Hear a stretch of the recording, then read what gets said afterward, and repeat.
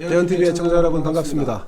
여의도 2프로 오늘은 특별한 게스트분 아마 이제 매주 저희와 함께 촬영을 하시게 될 분인데 우리 미모의 박다인 이 멜팅 커뮤니케이션 대표님이십니다. 반갑습니다. 네, 안녕하세요. 네, 반갑습니다. 자, 왜 저런 분이 여기 나오셨을까 이렇게 생각하실 수 있는데 우리 저 보수정당의 청년위원회 활동을 줄곧 해오셨었는데 보수정당이 청년 인재를 잘 키우지 않죠. 그러다 보니까 야 이거 그냥 니들끼리 잘해먹고 잘 헤쳐먹어라 하고 그러고 이제 그 정도 말씀 안 하셨을 것 같은데 그런 속마음을 굳이 내색을 하지 않았으나 그러고 나오지 않았을까 이렇게 미루어 추측을 해봅니다. 자, 우리 장프로님 같이 하고 계시고요. 오늘은 그 표를 구걸하는 정치, 이 가덕도 신공항을 추진하겠다라고 지금 민주당에서 밀어붙이고 있는 것 같습니다.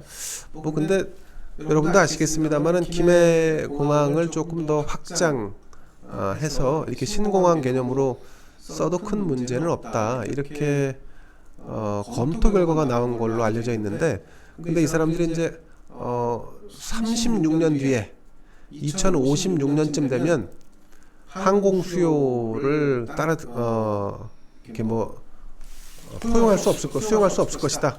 이런 결과를 내면서 사실상 지금 백지화에 나섰습니다. 이 동남권 신공항 논란은 여러분 2006년 노무현 정부 때부터 시작이 됐습니다. 왜 이 공항을 가지고 이 난리 부르스를 치나 여러분들도 궁금하실 텐데 자, 장프로님 우선 김해 신공항을 백지화하고 가덕도 신공항을 추진한다. 이 민주당이 이렇게 폭주 전횡을 일삼는 거에 대해서 국민적 반감이 있음에도 불구하고 이렇게 몰아붙이는 게 정치적으로 유리하다라고 판단을 내린 거죠. 그렇죠.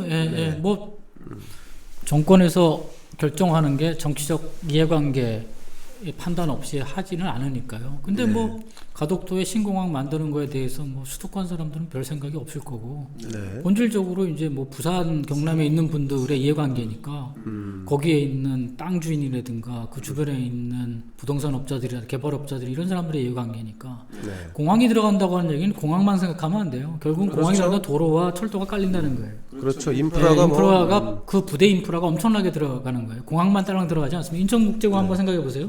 그렇죠. 인천국제공항 영종도에 들어갈 때 거기 철도 들어가고 도로 다 들어갔잖아요. 맞습니다. 그리고 서해고속도로가 깔리잖아요. 맞습니다. 네네. 그렇기 때문에 저게 결국은 저거에 대한 반대급부로 대구 경북에 뭘 줄 것 같아요. 그러면 KTX와 또 다른 철로를 주거나 아니면 급행도로를 놓을 수밖에 없어요. 다이렉트로 가덕도로 들어가는. 이게 뭐 복합적으로 얽혀 있는 거예요. 그래서 저 사업이 단순하게 그냥 공항 하나 짓는다. 네네. 그래서 저런 걸 하면 안 되는 거예요. 그래서 그러면 김해 신공항으로 하면 아무런 문제가 없는데. 그렇죠. 김해 신공항은 제2활주를 만드는 거잖아요. 그러니까 기존에 있는 인프라를 그대로 활용하는 거죠. 근데 저는 개인적으로는 저는 고향이 강원도 원주라서 김해에 뭐 신공항을 짓든 가덕도에 공항을 짓든 그 느낌이 별로 없어요. 저 같은 사람한테는. 없죠. 그리고 저는 이제 강원도에 이제 양양공항 적자죠, 원주공항 적자죠. 이게 뭐 하는 짓인가? 근데 우리 박 대표님은 고향이 의정부. 의정부. 경기 북부 중심. 의정부에는 공항이 없죠? 없죠. 예. 거기는 뭐 헬기 많이 뜨겠죠. 뭐. 헬기 많이 뜨죠. 근데 이 사안을 보면서 저 남쪽에 동남권 공항을 짓는다고 하는 게 젊은 사람들도 피부에 와닿지 않을 것 같아요. 사실 저도 크게 와닿진 않았죠. 저희가 있는 거리보다 이 두 지역의 거리가 훨씬 더 가까울 테고. 그렇죠. 저는 사실 실검으로 보면서 계속 실검이 가덕도 계속 올라가는 뭘까 하면서 접하게 되는. 뭐 횟집 이름도 가덕도가 있다고 하던데. 근데 저게 이제 그 사실은 우리가 이제 계속 이제 SOC 개발이나 이런 것들에 대해 비판적으로 바라보는 게 저게 앞으로 이제 재기능하려고 하면 거의 10년 이상이 걸리거든요. 완공할 때까지 8년을 잡고 있던데. 그러니까 재기능하려면 10년 이상이 걸려요. 그게 이제 세팅을 이제 하게 되면 근데 부대 시설까지 다음 10년 이상 걸릴 겁니다. 그렇죠. 접근로를 만들어야 되기 때문에 공항을 짓는 게 문제가 아니라. 그리고 저게 이제 지금 현재 시점에서는 그 10조 원 정도가 든다고 하는데 여러분들 이거 추진하면요 그거보다 배보다 배꼽이 훨씬 더 크다고요. 20조 30조 막 들어갑니다. 엄청나게 들어갑니다. 근데 이게 단순히 그냥 지금 김해 신공항을 확장하는 거는 약 한 4조 원 정도가 들어간다고 하고 지금 가덕도 신공항 건설에는 10조 정도 얘기를 하는데 아마 한 못해도 한 3, 40조는 들어가지 않을까. 거기 뭐 유관 인프라까지 포함을 하면은 그렇습니다. 자, 이 사안 아까 말씀드린 대로 노무현 정부에서 이 논란 이 사안이 이제 출발을 했고 이명박 대통령 시절에는 백지화했습니다. 그래서 도저히 뭐 소지역주의 논란 때문에 어떻게 해볼 도리가 없고 그리고 예산이 과다하게 지출되는데 그 효과성, 실효성이 의문이 된다 해서 백지화했었고 그래서 이명박 대통령은 사과를 당시에 했었습니다.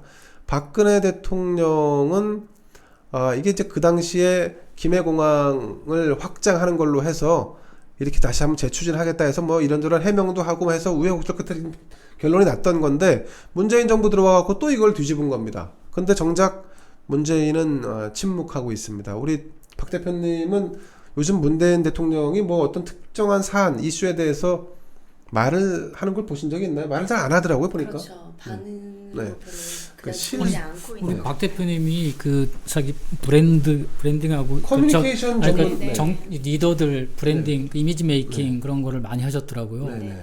그러니까 이런 게 이제 소위 해서 이제 리스크 관리라든가 이제 뭐 이런 걸 해야 되잖아요. 사실 저게 일반 기업이라면 뭔가 사업을 뒤집거나 뭔가 그렇죠. 이제 뭐 할 때는 기업 총수들이 뭔가 좀 거기에 맞춰서 이제 뭔가 좀 그 이미지를 적절하게 좀 커버하면서 이제 뭘 해야 되는 거잖아요. 전략적 워딩을 거기서 이걸 만들어. 어떻게 보세요 그런 관점에서? 그런데 이게 그 처음 대선 선거할 때가 아마 자기의 그런 색깔들을 확실하게 보여주는 시기거든요. 차별성이라던가 이런 것들을. 근데 지금 보시면 그 레임덕 시기가 점점 다가오면서 지금은 이제 완전히 레임덕이죠. 그쵸.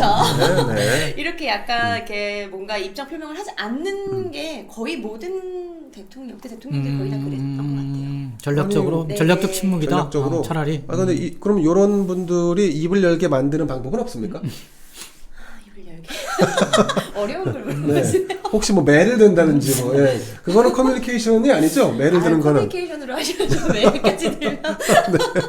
아니 근데 예. 이런 거는 사실은 굉장히 그 지도자로서는 네. 좀 지도잡지 못한 행위로 보여요. 무책임하죠. 네. 왜냐하면 장기간에 걸쳐서 이제 투자를 해야 되는 사업이고 그 결과를 이제 뒤집는 사업인데 늘 지금 이제 마치 남에게 맡겨놓고는 그게 민주적인 것처럼 이렇게 형식을 띠지만 본질적으로는 굉장히 이제 지도자가 좀 무책임해 보이거든요, 사실은. 문제 외에는 별로 그다지 반응은 없는 것 같아요. 아니 근데 저런 그 리더가 그 우리가 그냥 뭐 문재인을 떠나서 리더가 저런 식의 하는 거는 우리 소위 해서 박 대표님이 전공하시는 그런 이미지 메이킹이나 리더십 관련된 그런 쪽에서는 별로 그렇게 바람직하지 않은 현상 아닌가요? 그렇죠. 필요한 시기가 분명하게 있기는 하나 지금의 모습을 보고 저 개인적으로는 네. 그러니까 안 좋은 사례 중에 하나로 이렇게 사례로 이렇게 만약에 네, 사례로 이미지 그렇지. 메이킹 강의를 하시면 네. 안 좋은 사례 중에 하나로 왜냐하면 이거 국민들한테 전전에 국민들 개싸움하게 만들고 자기는 그냥 뒤에 빠져가지고 그렇죠. 네. 국민들이 산으로 가든 들로 가든 열심히 싸우고 참 안 좋긴 안 좋은 모습인데 청와대에 있는 분들에 대한 커뮤니케이션 교육을 일찍이 좀 실시할 필요가 있지 않나 하는 생각이. 싶네요. 네, 그렇죠.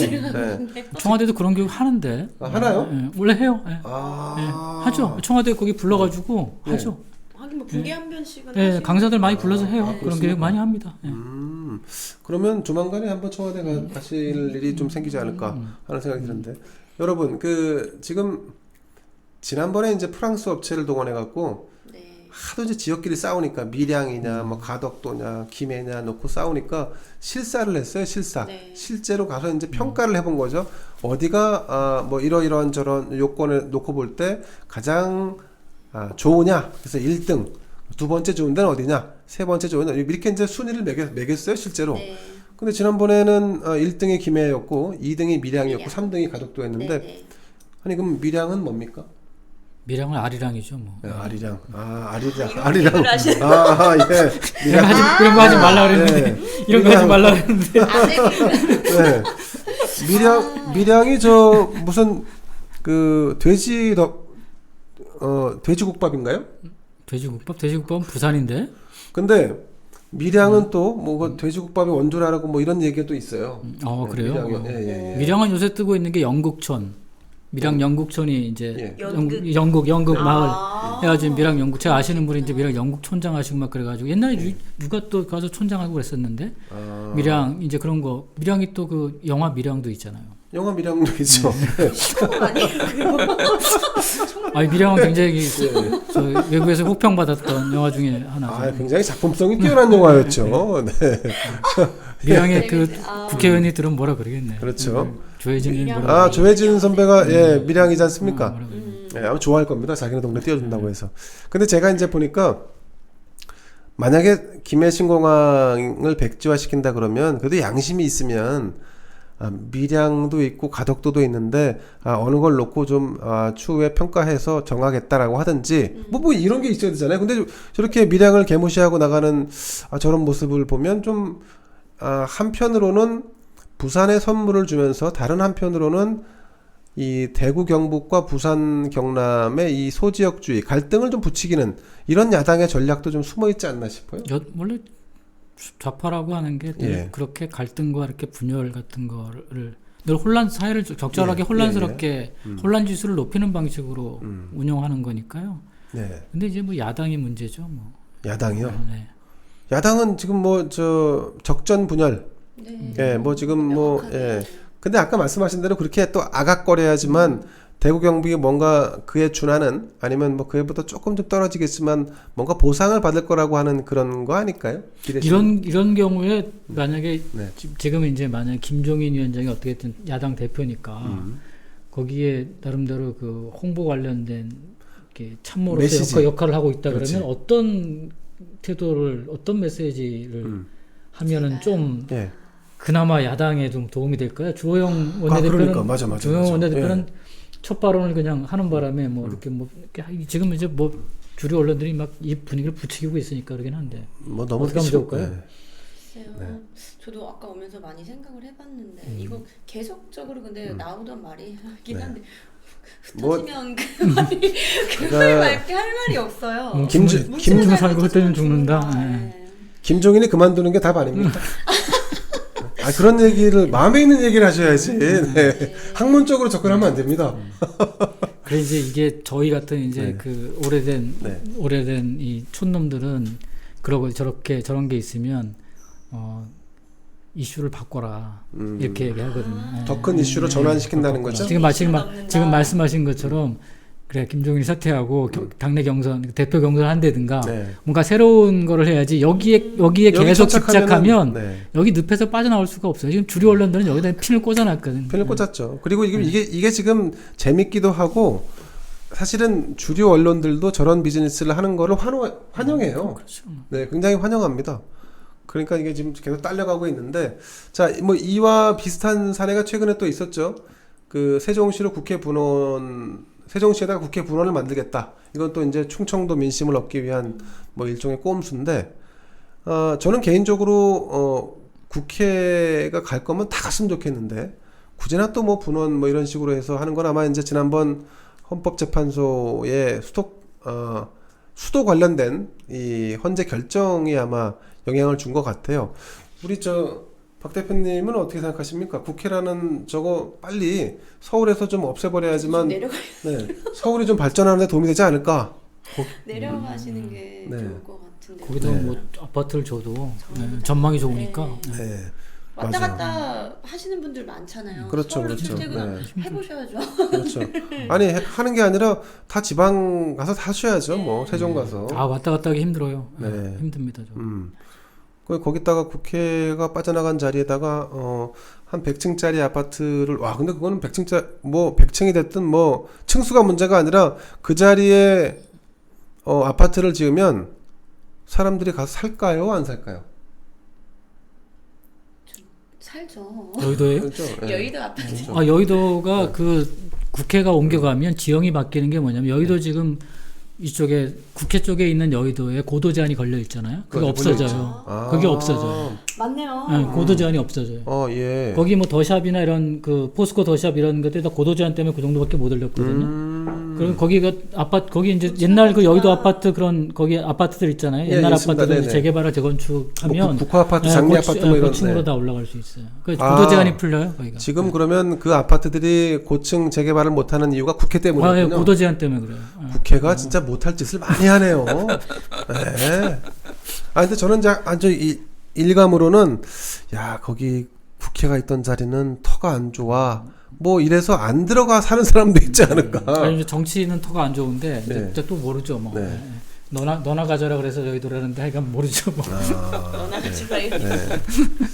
너섬이라고. 아까 제가 우리 박 대표님 우리 이제 커뮤니케이션 전문가시기 때문에 근데 이제 여기는 커뮤니케이션 전문가 입장으로 이렇게 말씀하실 필요 없어요. 그냥 네. 예, 그냥 뭐 그냥 하고 싶은 대로 예, 마구 그냥 이렇게 토해낸다. 네. 아 이렇게 하시면 될 것 같은데. 조심스럽네요. 첫 아니 방송이고. 조심하고 하면은 지금 우리 애청자분들이 화냅니다. 네. 그래요? 아니 왜 조심하는 사람을 데리고 왔냐고. 우리는 마구 그냥 공격하는 사람이 필요한데 뭐 이럴 수 있습니다. 아까 이제 제가 이제 장프로님 먼저 질문을 해주셨는데 가덕도 신공항 문제도 그렇고 이 세종시 분원 설치 문제도 그렇고 이게 이제 야당이 잘 못하니까 논리도 없고 이렇게 항상 이렇게 스스로 무너지는 이 경우가 많아요. 아니면은 가만히 있거나 가만히 전략. 근데 요거 뭐 꼼수에는 뭐 꼼수를 응수한다. 뭐 이렇게 해갖고 이런 뭐 대응할 수 있는 이런 방안 좀 뭐 없을까요? 이게 저 젊은 어떤 이렇게 튀는 이 발상으로. 네. 튀는 발상. 네. 네. 오늘 너무 어렵게. 어렵네요. 첫 네. 텐데. 아 그렇군요. 어렵네요, 선배님. 저는 사실은 네. 이렇게 될 바에는 차라리 광주광역시에다가 그러면 동부가 허브공항을 새로 만들자. 뭐 이런 식으로 하면 어떨까? 그냥 막 나가자는 거죠. 아니 어차피 지금 이 사람들이 하는 게 지금 막 나가는 거잖아요. 김해신 공항을 충분히 검토하고 추진할 수 있음에도 불구하고 2056년이 되면 항공기 수요를 감당 못해. 36년 뒤에 우리가 지금 저나 장 선배는 죽었을지도 모릅니다. 36년 뒤면은. 근데도 그거를 이유로 해서 지금 백지화하고 가덕도를 추진하는 거. 그리고 뭐 세종시도 다 옮겨가는 것도 아니고 일부만 뭐 대충 신용만 해서 민심을 얻겠다는 식의 이런 식의 전략을 짜고 있으니까 어차피 막 나가는데 그럼 인천공항 폐쇄하고 광주공항 지으면 되는 거 아닙니까? 진짜 막 나. 아니 뭐 아주 오죽하면 이런 얘기까지 하겠어요. 그 정도는 막 가자는 거죠. 네. 아이고 참. 근데 이제 공항이 이제 네. 뭐 거기 이제 새만금에다 허브공항을 만들잖아요. 네. 새만금도 공항을 짓는다는 거 아닙니까? 그게 지금 말씀하신 네. 속에서 이제 뭐 네. 서남권 허브공항인 거죠. 네, 네. 새만금에다가 짓는 거고. 그다음에 이제 동남권 신공항이라는 거. 그다음에 이제 제주 신공항 문제도 있고, 예, 예. 제주 신공항 문제도 있고. 근데 그렇죠. 이게 삼각형으로 그러면 뭐 그렇게 뭐 그냥 먼 거리는 아니에요. 다들 뜨면은 그냥 뭐 10분에서 20분밖에 안 걸리는 거리예요. 비행기 뜨다 볼 자보는. 뜨다가 볼일 다 보죠. 네, 근데 맞습니다. 이제 국제공항으로서 이제 뭐 그런 건데. 근데 지금 시대가 바뀐 게 뭐냐면 이 코로나 사태로 속에서 국제 교류라고 하는 게 이제 비대면 교류라는 체제로 바뀌잖아요. 네네네. 그리고 이제 속에서 좀 제한된 교류로 바뀌어요. 관광지 관리도 바뀌어요. 지금 현재 전 세계 흐름이 바뀝니다. 네네네. 그러니까 많은 사람들을 와서 이렇게 하는 북적대는 상황이 아니라 사람들을 제한적으로 받는 방식으로 바뀌어요. 기본적으로. 그래서 뭐 지금의 수요 저게 코로나 이전의 수요를 갖다가 집어넣었다 그러면 저거 전면적으로 다 재검토해야 돼요. 아 그러네요. 코로나를 대입시켜야 돼요. 맞네. 네. 저거 다시 해야 됩니다. 다시 추정을 해야 돼요. 네. 그게 안 맞아요. 기본적으로. 그러니까 우리 지금 모든 지금 도로나 무슨 뭐 예. 오프라인 상에서의 투자라고 하는 것들이 다 전면적으로 재검토돼야 돼요. 코로나를 그러네요. 기점으로 해가지고 네. 네. 앞으로 이 상황 자체가. 근데 지금 코로나라고 하는 엄청난 상황이 바뀌면 뭐 코로나 노믹스부터 시작해가지고 코로나를 중심으로 해서 뭔가 지금 얘기들은 많이 하면서 실질적으로 얘기는 그렇게 하면서 행동을 그렇게 안 하고 있는 거예요 국가가. 그러네요. 항공 수요가 줄고 있죠. 오죽하면 지금 코리아나가 지금 망할 위해 지금 예. 대한항공이 아시아나를 인수해 버렸어요. 예 맞습니다. 예. 아니 뭐 길라고 게 아니었어요. 코리아나 화장품이죠. 예. 아니 대한항공하고 합치면 코리아나 되겠네. 그렇죠. 맞네요. 새로운 이름 코리아나항공 되겠네. 야, 네이밍이 이렇게 나오네. 아 이거 일단 저작권 확보해 놓고 그러네. 확보해 코리아나네. 코리안 항공 이거 네. 바로 등록해놔야 되겠네. 바로 할까요 우리? 저기, 등록을 해놓읍시다. 아니 제안서를 내면 되잖아요. 코리안 항공에다가. 진짜 그렇게도 모르겠네. 네. 그러니까 근데 지금 이 정부 들어와서 코로나 하면서 뭐 여러 가지로 많이 해요. 통제도 많이 하고 예, 뭔가 예. 하는데 실질적으로 액션이 이렇게 안 가면 코로나에 대해서 이 사람들이 진정성도 없고 예, 예. 앞으로 미래 비전으로서 안 맞는 거예요 이게. 아, 예. 예.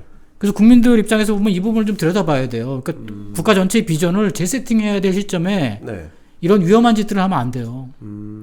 그래서 국민들이 좀 이게 우리 집 앞마당 일이 아니라고 해가지고 나몰라라 할 게 아니라 예, 예. 왜냐하면 저런 돈들이 다 앞으로는 개개인들한테 쓰여야 되는 거거든요. 그렇죠. 지금 맞습니다. 어떻게 보면 청년 네. 세대나 이런 사람들한테 뭐 교육비가 됐든 실질적으로 도움이 되는 뭐 수당이 됐든 뭐가 됐든 그런 쪽으로 쓰여야 되는데 네. 자꾸 저렇게 불필요한 데다가 돈을 장기적으로 저게 한 100조 이상 들어갈 거예요. 100조요? 예, 아니 왜냐면 저기 철로도 닦고 도로도 닦아야 돼요. 주변 지역 전부 다. 아. 그리고 저기 보상으로 밀양에도 뭘 줘야 되고 대구공에도 뭘 줘야 된다고 제가 말씀드리잖아요. 강원도는 왜 안 줍니까? 너무 거리가 멀어. 아 멀어서. 예. 아 진짜 이 사람들 진짜. 아유, 정말 어떻게 할 수도 없고 말이에요. 그러면 네. 당장에 대구 지금 유승민 지원 지역구 동구에 있는 군사공항 옮기는 거. 그럼 예. 거기 공항 옮기면 거기다 뭘 해야 되잖아요. 네네. 예를 들면. 그리고 공항 옮기는 지역에도 뭘 해야 되고 군사공항 옮기니까 뭐 이게 엮여 있는 게 되게 많아요. 기본적으로 저거 한 가지가 예. 필요했다는 게 아니라. 예. 그래서 국민들 입장에서 이 돈 쓰는 문제에 대해서 좀 더 이렇게 진지하게 좀 들여다보시는 게 어떨까 싶어요. 근데 야당이 저거를 어떻게 할 수가 없어요. 그렇죠. 저건 뭐 반대를 할 수도 없고 예. 그렇다고 또 찬성하기도 참 애매하고. 일단 부산 경남은 말이죠. 다 네. 이제 저거에 그래서 앞으로 이제 저기서 예산 국회가 돼야 되는데 재정 네. 문제에 대해서 할 말을 못 해요. 저러면. 아. 저게 재정 낭비잖아요. 그렇죠. 대표 그렇죠. 사례란 말이죠. 네네네. 근데 저거를 꼬집지 못하면서 딴 거 얘기하기 되게 어렵거든요. 아, 이거 여러 가지 저 함수가 있네요 여기에. 그러니까 저게 정석 플레이를 안 하면 정면으로 대결을 안 하면 야당 입장에서는 궁지에 몰릴 수밖에 없어요. 아니 오히려. 그리고 저 남북 통일이 되면 그러니까 2056년이니까 36년 뒤에 남북 통일이 되면 북한에도 정말로 동북아 허브가 될 만한 공항을 지어야 되는 거 아닙니까? 거기 이제 뭐 순환공항을 허브공항으로 만들어야죠. 네. 평양. 그러니까 무슨 뭐 공항 짓다가 볼일 다 보겠네요. 아마 제가 모르긴 몰라도 2056년에는 제 생각에는 날아다니는 자동차가 나오지 않을까. 당연히 나오죠. 이미 나와 있는데 그때 그렇죠. 되면 이제 상용화 되죠. 근데 이렇게 대형 항공기가 뜨고 뭐 내리고 하는 이런 공항이 무슨 필요가 저 있겠어요? 민폐죠. 장애물이죠. 저거. 그렇죠. 저 이제 거기 이제 관광 거기 가면 이제 가덕도 가면 이제 거기다 고추 말리고 노는 거지. 양양하고 똑같이. 양양이 아니라 무안공항. 무안. 네. 양양은 고추는 안 넣습니다. 오늘 거기다 무슨 그물 넣었나 그때? 양양은 뭐 저 양미리 뭐 이런 거. 네. 아니 뭐 네. 공항이 넓고 그러면 햇볕 네. 좋으면 고추 말리긴 좋아요. 그렇죠. 예. 원래 저 시골 변두리에 도로 이렇게 구도로 같은 데 가면은 거의 뭐 고추 말리는 용도로 많이 씁니다. 사실은. 가덕도면 뭐 고기도 말리고 생선 말리고 멸치도 있지 않습니까? 네. 네, 아무튼 네. 자, 뭐 그 문제는 그렇고요. 공항 문제는 제가 이제 모르긴 몰라도 우리가 이제 농담 삼아서 얘기를 했습니다만은 날아다니는 자동차가 이제 상용화되기는 뭐 쉽지 않아 보입니다만 2056년이 되면 적어도 지금 우리가 자동차를 자가용으로 이용하는 수준의 그런 그 개인용 그 어떤 헬기 아니면 뭐 드론 개인용 택시 선생님. 드론 택시 예. 이런 거는 분명히 상용화될 것이기 때문에 지금보다 훨씬 더 연료 효율성이 배가 된 그래서 저런 대형 항공기가 과연 뭐 2056년 뒤를 내다보고 뭐 30년 뒤를 내다보고 40년 뒤를 내다보고 만드는 것이 그게 지금 우매한 짓이 아닌가 하는 생각이 들어요. 저는 이제 저가 만약에 이제 야당 그거라면 네. 그럼 둘 중에 하나를 포기하라고 얘기해야 될 것 같아요. 문재인 뉴딜을 포기하든가 이걸 포기하든가. 왜냐면 두 개가 배치가 되거든. 정면으로. 아 문재인 뉴딜과 문재인 뉴딜이라고 하는 게 무슨 뭐 AI부터 시작해가지고 뭐 최첨단이잖아요. 거기가 네네네네. 쉽게 얘기하면 그게 이제 드론부터 시작해서 새로운 이제 디지털과 새로운 기술 AI 기술을 가지고 한 경제를 갖다가 산업을 창출하는 거잖아요. 또 다른 그린 뉴딜이죠. 네, 또. 네. 그거 안 맞잖아요. 네. 그러면 어느 게 진정성인지 물어봐야 돼요. 당신의 진심은 뭔지. 아니 근데 뭐 이 정부는 진정성이 원래부터 없었으니까. 아니 그래도 이제 물어는 봐야죠. 뭐. 네. 물어도 답을 안 하니까. 거짓말 탐지기를 될 수는 없으니까 물어는 봐야 될 거 아니에요. 근데 그런 식으로 해서 둘 중에 하나는 둘 중에 하나는 좀 죽이시라고 얘기를 해야죠. 예. 둘 다 가져가기에는 재정적 부담이 너무 커. 아, 예. 저게. 오늘 박 대표님 혹시 궁금하신 게 있으시면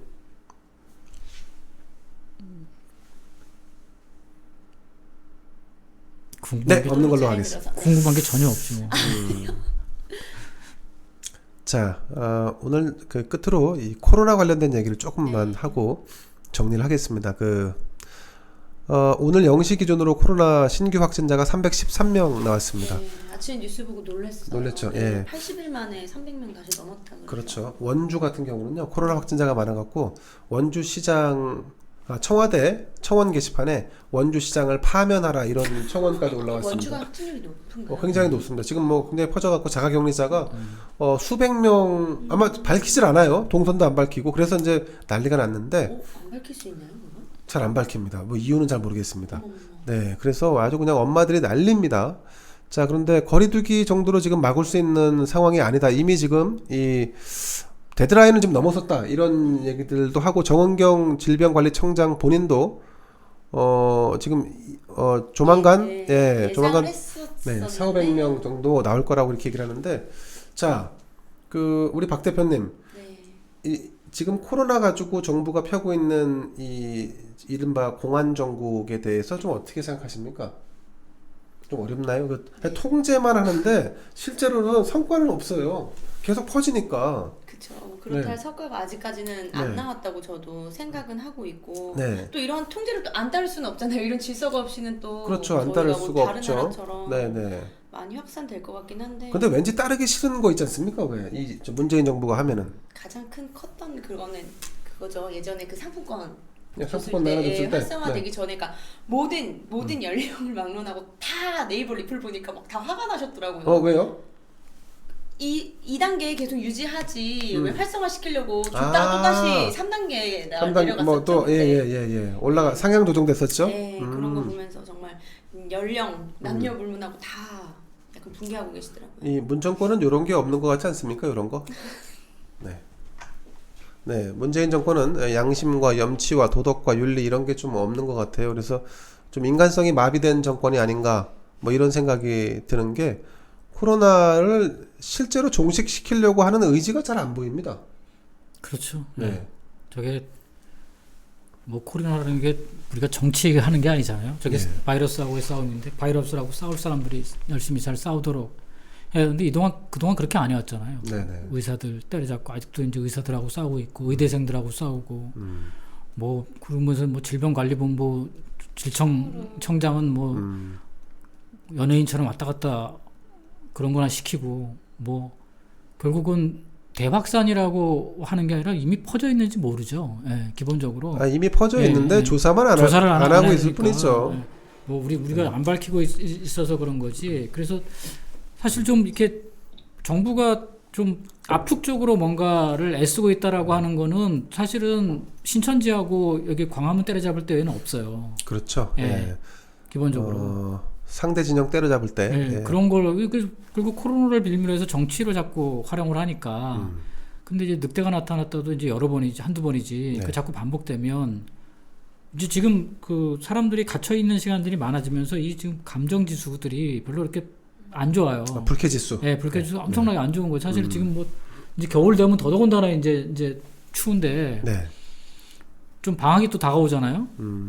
게다가 그렇죠. 다가오죠. 애들이 또 이제 수능 시험이 있어요 또. 수능 시험 끝나고 12월 4일 날. 또 이제 애들 있고 애들 이제 고등학교 졸업생들 어디 나가지도 못하고 1년 내내 갇혀 살다가 좀 나가야 되는데 또 그렇죠. 갇혀 있으면 또 이게 폭주할 수도 있는데. 그렇죠. 그래서 그러니까 이 부분들에 대해서 조금 정부가 좀 밀도를 좀 가졌으면 좋겠어요.